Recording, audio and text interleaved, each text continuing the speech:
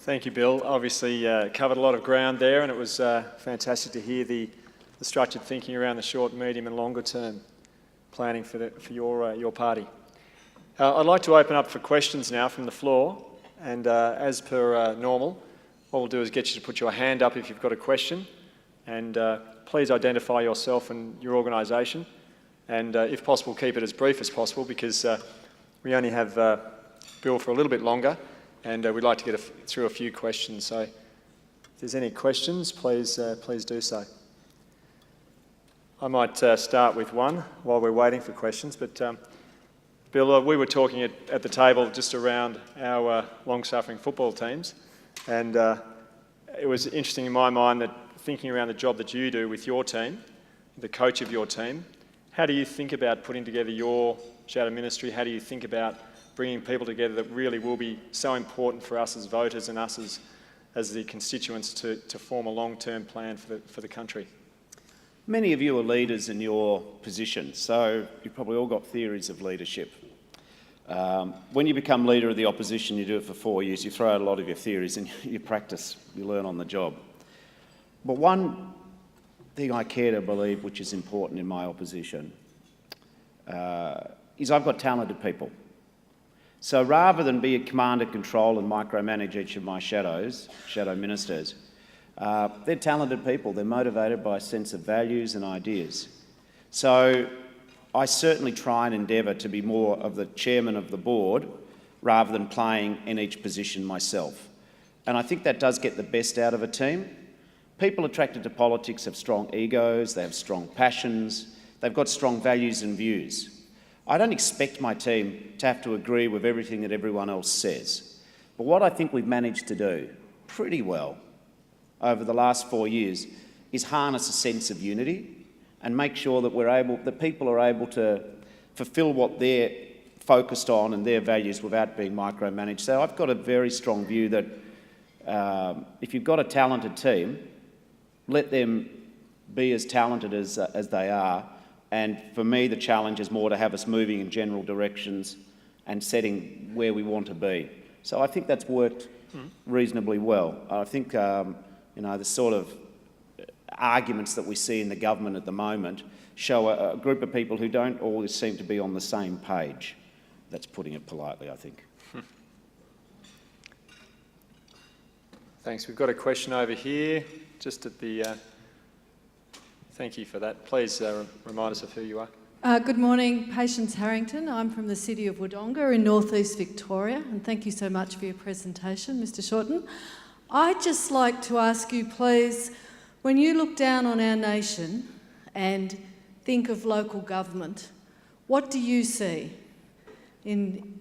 What is the picture for local government into the future, and how are they a part of your future going forward? I've been doing... the government accused me of campaigning. I just get out and listen to people. Sometimes I bring a big red bus, but other than that, we go and talk to people. Politics should be about getting out and listening to people, but what I found as I travel around, not just the cities, but the bush and the regional centres, is I always make it a priority to meet the local government. Because one role which local government's increasingly filling, and it's not, collecting the bins or the rates or the dog running the dog pound. What I'm seeing more and more councils doing is they are becoming the organising force for the economic future of the region.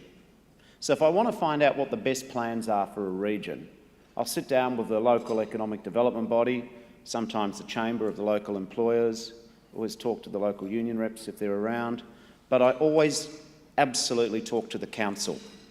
Because, I've travelled in central Queensland, they talk about Emerald being an inland port. Or I go and travel to Shoalhaven down in southern New South Wales, and they're very clear what they need in the way of infrastructure.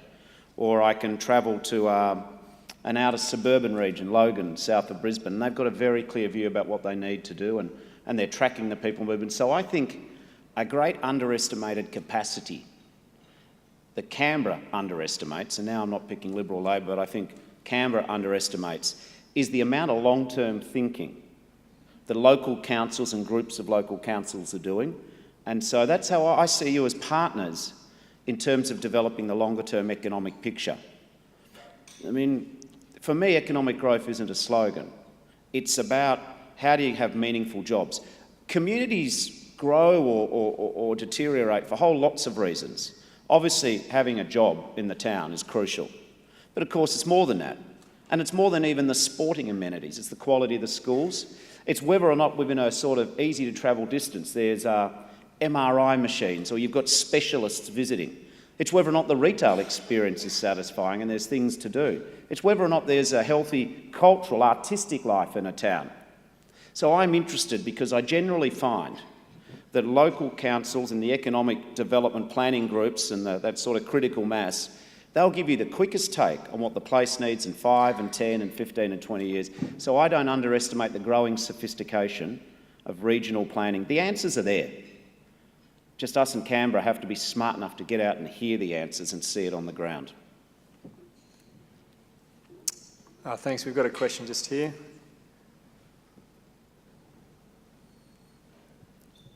Hi, Alan Hopkins from Department of Industry, Innovation and Science.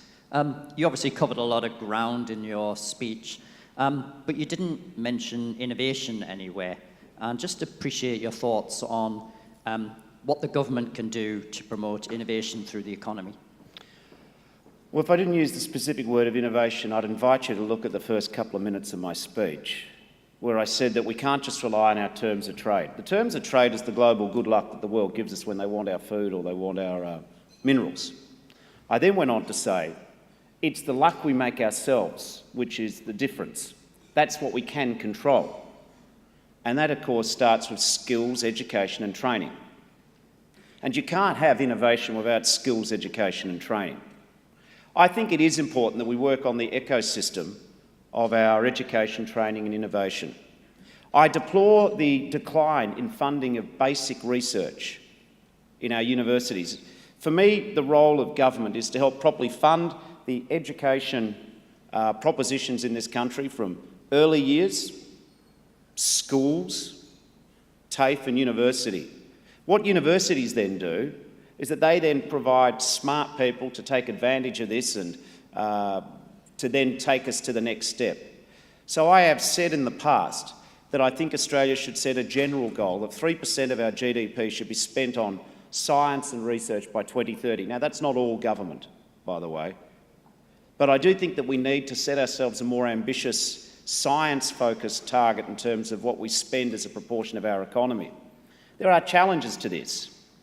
We've tended to rely perhaps in the past on large manufacturing companies to do it. Of course, with global competition are hollowing out and offshoring. Some of those big general manufacturing research businesses are not what they once were. And of course, when you do commercial research, it's got to be focused on pretty specific propositions. So I think there's a big challenge in the investment in basic research. Now, I get that government can't do all of that on its own. So what we've got to do, and we've increasingly been relying on universities to fund the basic research from increasingly tougher and tougher budgets.